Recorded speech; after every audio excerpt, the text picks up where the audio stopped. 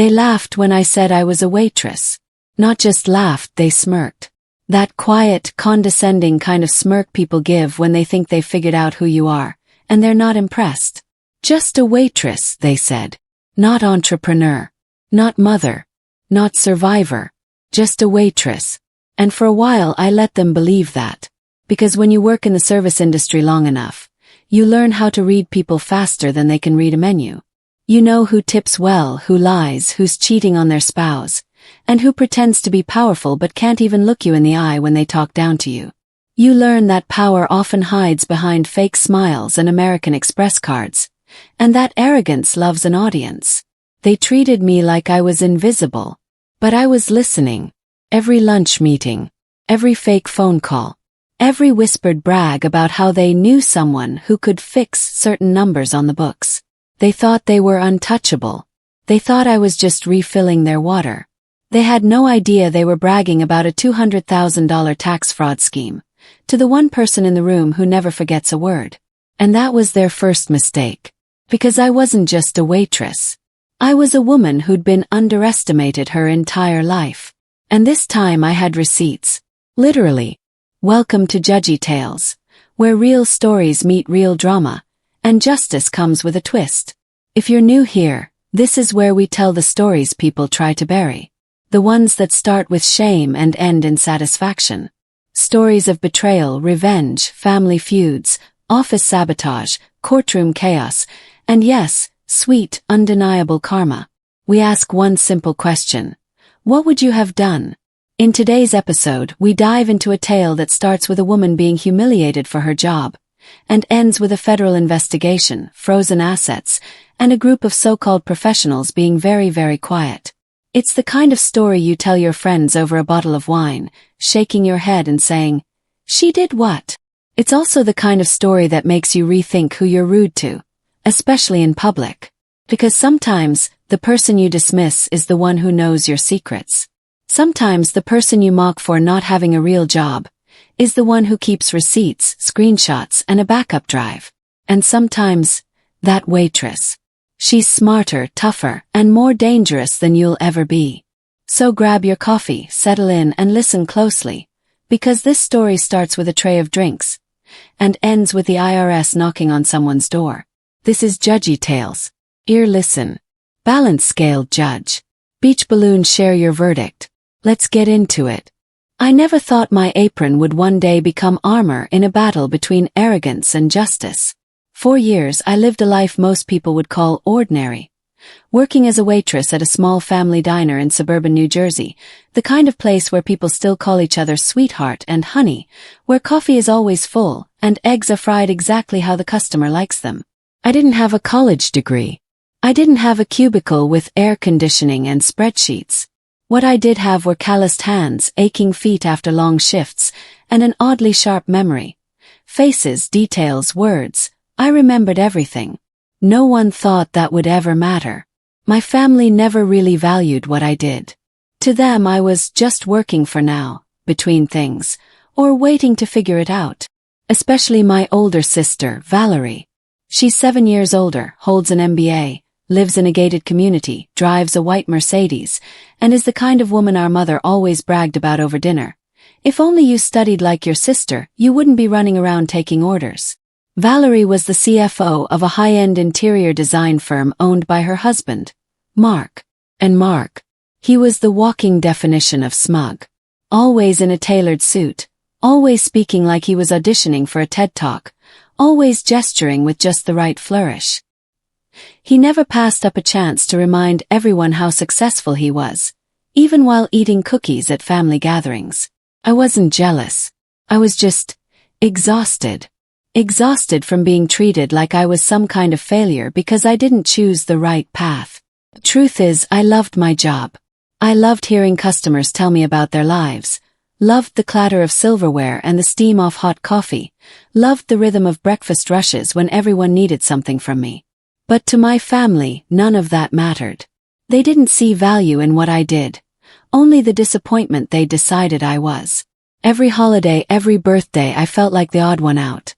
Even my parents, once so proud when I was a straight-A student in high school, eventually stopped asking about my future, as if they had quietly decided there was nothing to ask about anymore. "When are you going to move on from this?" became the background music of my life. Valerie never missed a chance to highlight our difference. I'll never forget the first time I went to a Christmas party at Valerie and Mark's house.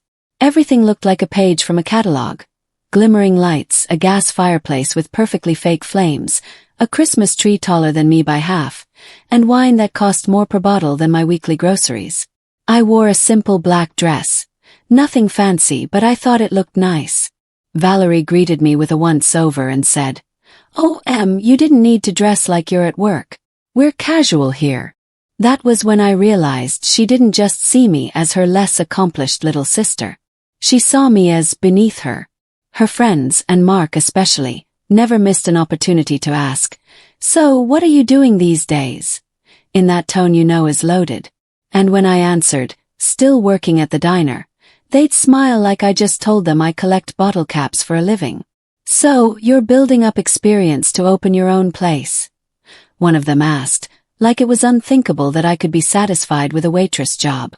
Valerie even once announced in front of everyone, "My sister has a mind like a steel trap. Too bad she's wasting it on scrambled eggs and refills." I tolerated it because my mom always said, "Family is family," and I figured if I stayed in my lane, no one would crash into me. But then came the time Valerie asked me to house-sit while she and Mark vacationed in Turks and Caicos. They had a little Pomeranian named Bentley, and she said she trusted me because, "You've got the time." I agreed not just because I love dogs but because I still hoped somewhere deep down to prove to her that I was dependable, that I mattered. I stayed at their house for 10 days. And during that time I started to notice things. Bills left out. Financial paperwork half-stuffed in drawers. Mark's laptop left open without a password screen. I wasn't snooping. But when you go to watch Netflix and find a spreadsheet labeled personal entertaining expenses, mixed in with corporate files, your curiosity starts whispering louder. Especially when the line items are in the tens. No hundreds of thousands. I backed up a few copies. Not because I intended to do anything. Not yet. But because something in my gut felt off. A quiet, persistent hum of warning. Mark had always struck me as a little too polished. A little too slick. And these numbers, those categories, started reminding me of something one of my diner regulars had once shared. How some business owners funnel personal spending through their companies to dodge taxes. I dug deeper. I started Googling, reading, researching tax fraud cases. And the more I read, the more familiar it all looked. Still I kept quiet. I was just a waitress, remember? Who was going to believe me? What did I know about finance, audits, IRS codes? Everything changed one summer, at a family barbecue hosted by Valerie and Mark in their backyard. It was like something off HGTV. A grill big enough to roast a pig, champagne that flowed like water, and even a live jazz trio. Everyone dressed like they were headed to a gala. I'd just come off a long shift and was still wearing my white shirt and black jeans. I didn't fit the aesthetic, and I knew it. But nothing prepared me for what came next. Mark raised his glass, gave some overly long toast about the beauty of hard work, then looked straight at me and said, loudly enough for everyone to hear, "And let's not forget people like Emily, who keep life simple, reminding us how far we've come." People laughed. They laughed like I was a punchline, like I wasn't a person with pride, but a mirror they used to admire their own reflections. My face burned, smiled. I even nodded. But something in me shifted. Because at that moment I realized. I knew things they didn't think I understood. I'd seen their files. Their numbers. I had evidence. Solid, damning, undeniable. And they would never see it coming. They were so sure I was too dumb to notice.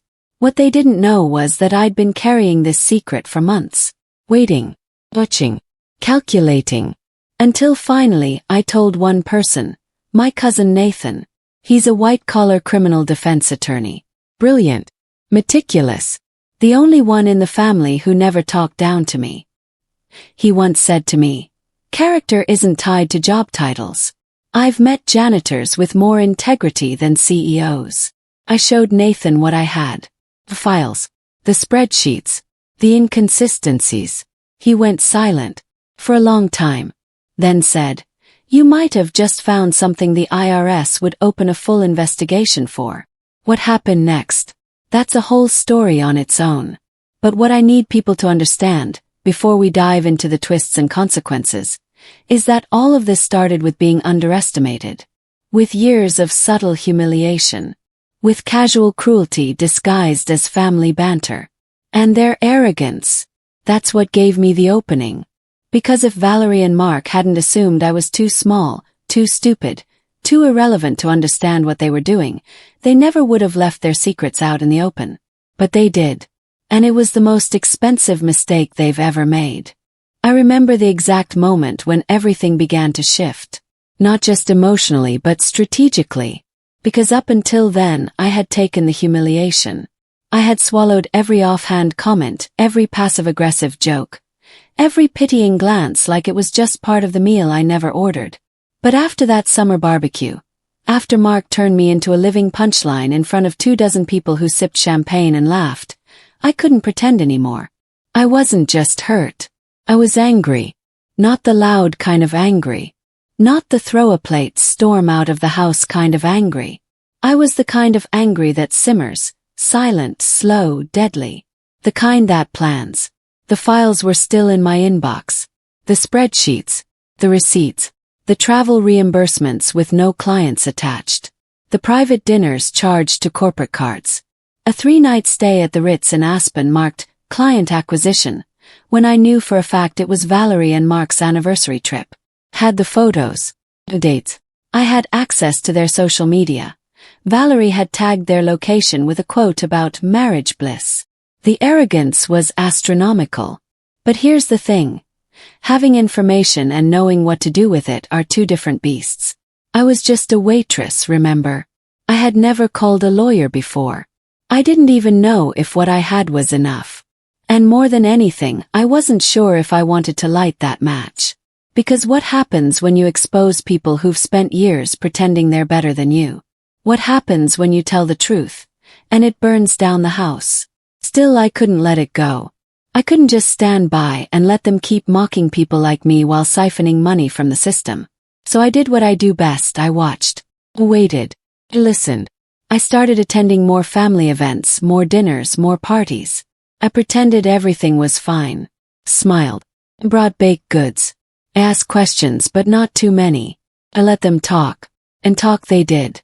Mark, in particular, had a talent for bragging disguised as storytelling. He'd say things like, "We've optimized the way we manage hospitality expenses. It's all about cash flow perception." Or, "You wouldn't believe how many networking dinners end with a round of golf and a tax write-off." Everyone laughed. Except me. Filed every word away. Because every joke, every smirk, was another breadcrumb leading to the truth.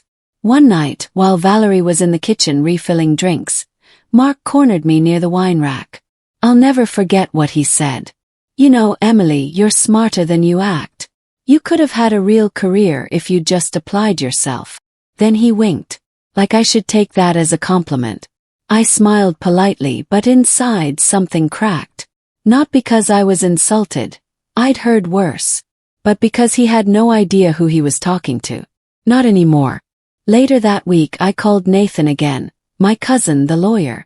I told him I was ready, that I wanted to move forward. He asked if I was absolutely sure and I said yes. He warned me that once this started there was no going back. And he was right. From that moment on the wheels started turning. Nathan connected me with a forensic accountant, a woman named Rachel, who specialized in white-collar crime. We met in a coffee shop far away from home. She had a sharp look like she could see through people. I handed her a thumb drive with everything I'd gathered. She plugged it into her laptop and didn't say a word for 20 minutes as she scrolled. Then she looked up and said, "This isn't just shady. This is prison time stuff." That's when it became real. She explained that what I had wasn't just mismanagement. It was systematic fraud, reimbursing personal vacations, claiming false charitable donations, manipulating invoices, inflating write-offs, even creating fake vendors.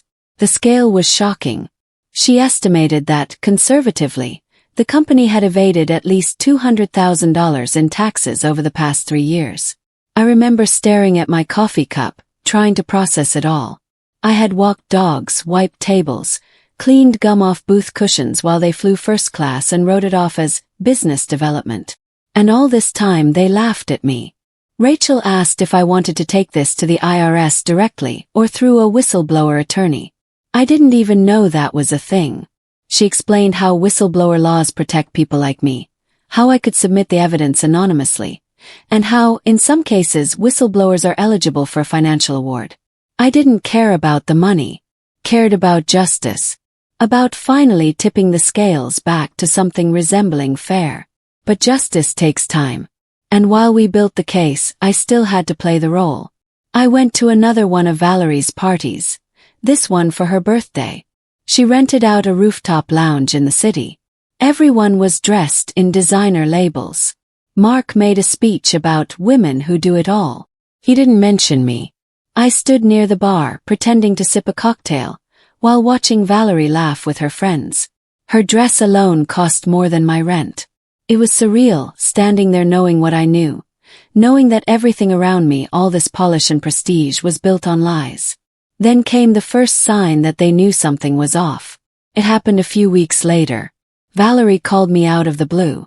No warm-up. Just, "Hey, have you talked to anyone about our company finances?" My stomach dropped. Played dumb. What? Why would I? He paused. I just heard a weird rumor. You didn't snoop around when you house sat, did you? I laughed. Said something about barely knowing how to use my own email, let alone find files on someone else's laptop. She sounded unconvinced but let it go. That night I called Nathan in a panic. He told me to stay calm, that they couldn't prove anything, that whistleblower protections were real. But still paranoia crept in. I started checking over my shoulder, wondering if my phone was tapped. Changed passwords. I deleted old backups. I moved the hard drive with my original files to a safety deposit box. I was in this now. Fully. Then came the audit. The IRS contacted the company for a routine examination. But behind the scenes it wasn't routine at all.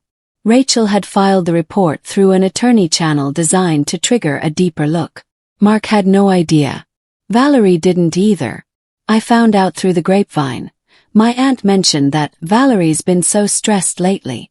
Something about paperwork. Smiled. Just a little. Weeks passed. Then months. And the pressure started to show. Valerie became curt, twitchy. She posted fewer pictures online. Mark stopped showing up at family events. Rumors started to swirl that there were issues at the office, that someone had made a mistake. I knew they were spiraling. And part of me, maybe the part that still loved them despite it all, felt a pang of guilt. But it was quickly swallowed by something deeper. Resolve. Then one night I got a text from Valerie. Just 3 words. "Did you do this?" I didn't reply. Instead, I looked at the wall in my tiny studio apartment. The photos of my coworkers, the schedule for next week, the doodles from regular customers who treated me with more respect than my own family. And I realized something. I hadn't just exposed fraud. I had reclaimed my voice. For every waitress, every clerk, every service worker ever dismissed by people like them, I had made a crack in the illusion that money means superiority. The real fallout was still to come. There would be investigations, depositions, possibly arrest. But the moment of true conflict, the moment the lines were drawn, wasn't about courtrooms. It was about identity, about power, about finally refusing to be invisible. I was no longer just a waitress. I was the storm they didn't see coming. They say the truth always comes out. But no one ever warns you what it feels like when it does.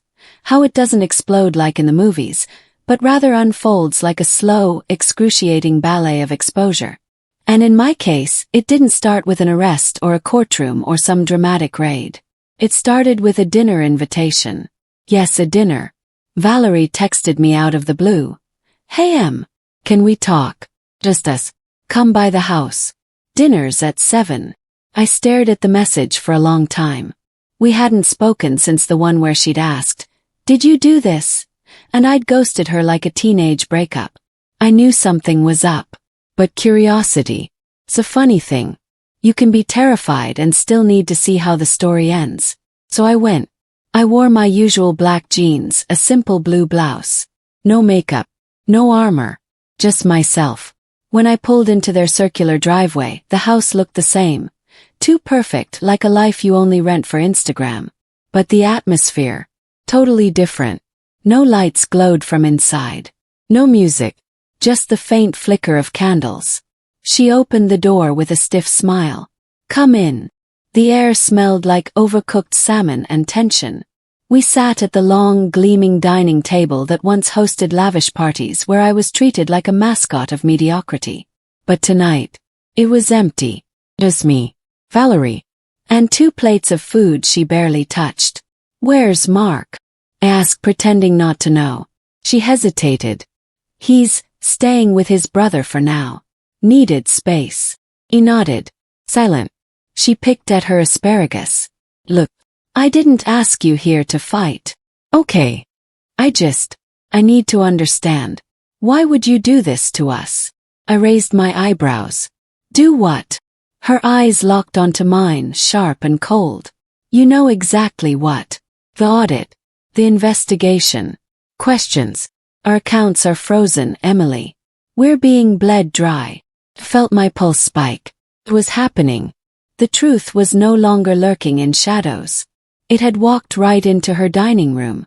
"I didn't do anything illegal," I said, choosing my words carefully. "Can you say the same?" Her face flushed. "This isn't a game. You've destroyed everything we built. For what? To prove some pathetic point. You couldn't just be happy for me. For us." I laughed. Softly, bitterly. "Happy for you? You mean the people who've humiliated me for years? Who mocked my job, my choices, my life?" Valerie leaned in. "You always took things so personally. It was never about you. But it was. Every single snide remark. Every time you introduced me as, 'Emily, she's just between things.' You turned my reality into your punchline. And while you were faking philanthropy and writing off spa weekends as strategic planning, you acted like I was the embarrassment." Her voice cracked. "You don't understand how business works." "No," I said. "But the IRS does." That was it. I watched her expression morph in slow motion. Shock, then horror, then rage. "You smug little," she stopped herself, breathing hard. "Do you know what you've done?" "Yeah." I told the truth. She stood up so fast her chair scraped against the floor. "Do you have any idea what this means for our lives? For our employees? For me? I could go to prison." I didn't flinch. "Then maybe don't commit felonies, Val." The conversation ended shortly after that. I left my half-eaten food, stood and walked out. As I stepped into the night, I didn't feel triumphant. Not yet. Just steady. Anchored in a way I hadn't felt in years. But the real twist came 3 days later. I was working the breakfast shift when a woman walked in wearing a gray blazer and sensible shoes. She looked like she'd stepped straight out of a legal drama. Calm, collected, but with an edge. "Emily Foster?" she asked. "Yeah," I said, instinctively bracing for bad news. She handed me a card. "Department of Justice. I need to ask you a few questions. About Valerie and Mark Winters." That moment will be burned into my memory forever. The clatter of dishes, the hiss of the espresso machine, and me standing there in an apron, suddenly the centerpiece of a federal investigation. We sat in the back room of the diner, next to crates of syrup and pancake mix, while she unfolded a manila folder stuffed with papers. "We've been looking at the Winters company for a while," she said. "But your tip, well, it accelerated things. You did the right thing coming forward." My hands were shaking. "Are they going to jail?" "We're pursuing multiple charges. Tax evasion, wire fraud, possibly conspiracy. The evidence is strong. And thanks to the files you submitted." I blinked. "Wait. I submitted anonymously." She smiled. We know. But anonymous doesn't always stay anonymous. Especially when people panic. Valerie. Had to be. Maybe she had dug around. Maybe she had guessed. Maybe she'd seen my reflection not just in the files, but in the precision of what I'd exposed. Am I in danger? Yes. No, she said firmly. You're protected. And frankly, you may have just saved a dozen people from getting caught up in their mess. We think they were prepping to offload the company, liquidate assets, flee. If this had gone 6 months longer, we might have missed it. I sat back stunned. I had started this journey thinking I was a nobody, that my knowledge wasn't real because it didn't come with a degree. But now, I was the linchpin. The person who cracked open a $200,000 fraud ring because I had the audacity to pay attention. Word spread fast after that. It started with whispers. Valerie stepping down for health reasons. Mark taking a sabbatical. Then came the headlines. Interior design firm execs face tax fraud probe. Their smiling faces on news segments. The very same faces that once looked down on me at family dinners now frozen on TV as commentators explained how wire fraud carries a possible 20-year sentence. My phone blew up.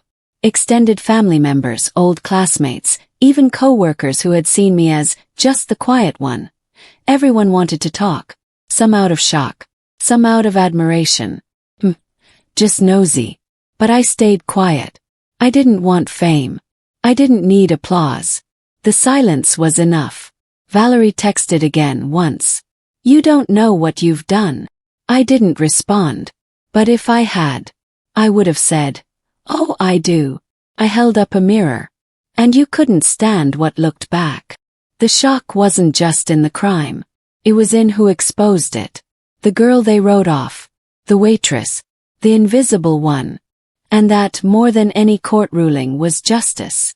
There's a strange kind of silence that settles in after everything explodes. Not the peaceful kind. Not the calm after the storm kind. No, it's the silence of wreckage.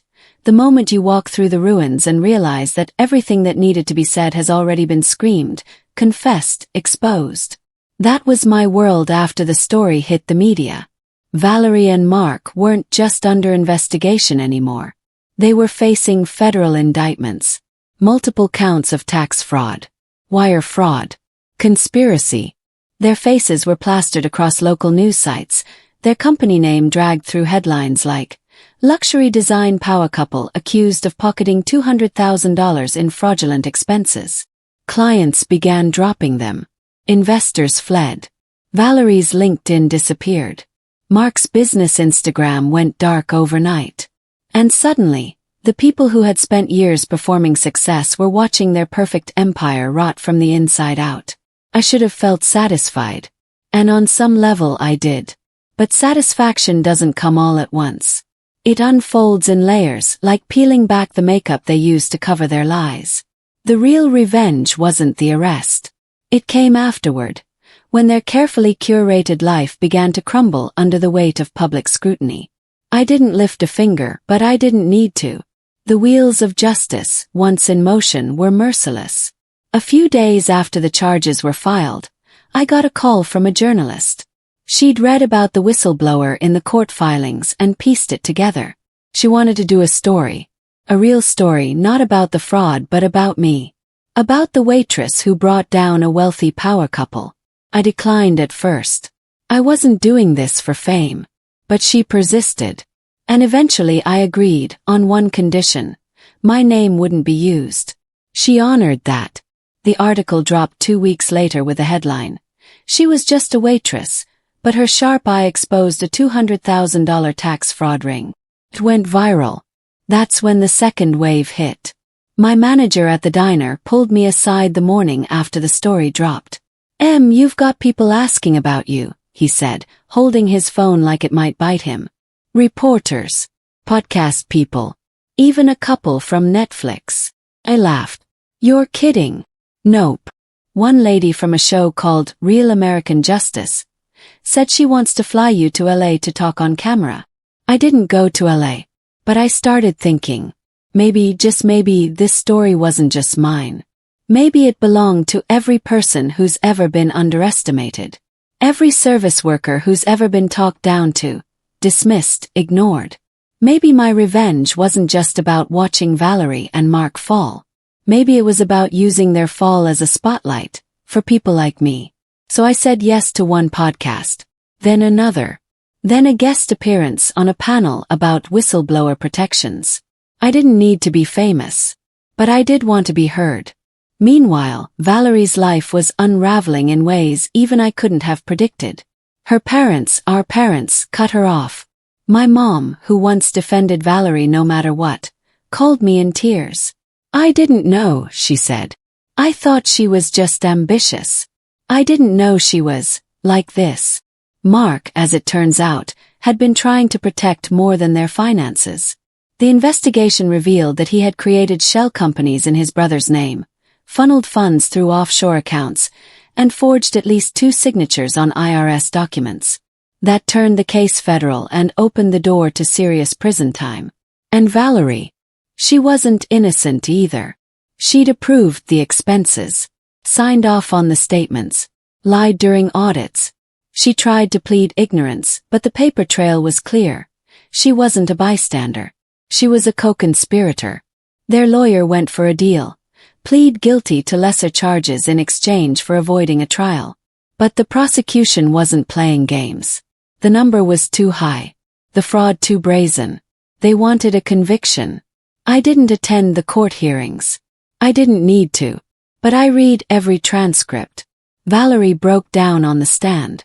Mark tried to throw her under the bus. Said she pushed him to inflate expenses. That he was just trying to keep up with her lifestyle. That part made me laugh. He was trying to keep up with her lifestyle. This man once told me I was wasting my life in food service, while sipping $1,000 whiskey on a yacht. He wrote off as a networking opportunity.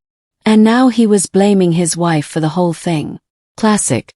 The trial lasted a month. In the end, they were both found guilty.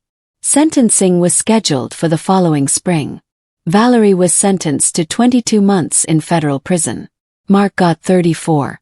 When I heard the news, I sat in the back booth of the diner and just breathed. It wasn't joy. Not really. It was a strange, aching release. Like years of pressure had been siphoned out of my lungs. Then came the letters. 3 of them. All handwritten. 1 from Valerie, 1 from Mark, and 1 from their attorney. The one from Mark was short, defensive, full of half apologies and veiled blame. You were always too smart for that job, he wrote, as if that made anything better. We all underestimated you. I didn't respond. The one from the attorney was legal. Dry, polite, a confirmation that I'd be notified if any financial settlements were reached. It also confirmed something else. Under whistleblower statutes, I could be entitled to a portion of the recovered funds. I hadn't even thought about that. The 3rd letter, the one from Valerie, was different. It was 5 pages long. And it broke something in me. She didn't beg for forgiveness. She didn't excuse what she did. She just told the truth. She talked about the pressure, the image, the fear of losing status. How she lost track of right and wrong trying to impress people who didn't matter. She wrote about our childhood. About how she envied me for being comfortable in my own skin. You were always free, she said. And I was always pretending. I read that part over and over. She closed the letter with a single sentence. I'm sorry for forgetting you were my sister before you were ever a waitress. Cried. I didn't expect to. I didn't want to. But I did. Because that's what revenge does when it's real. It doesn't just satisfy. It reveals. It pulls back the curtain and shows you the broken parts inside the people you hated. But still she made her choices. And she paid for them. The last twist. Well, it came a few months later. I was promoted. Not at the diner.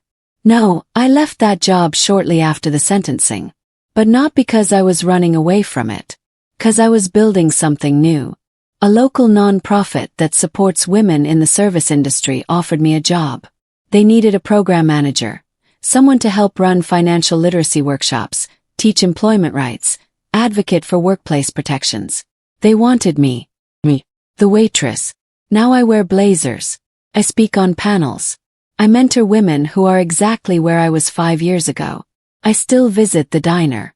Still say hi to old coworkers. Still tip big when I see someone hustling through the morning rush. Because I haven't forgotten who I am. I'm not a hero. I'm not a vigilante. I'm not the smartest person in the room. I'm just the one who paid attention.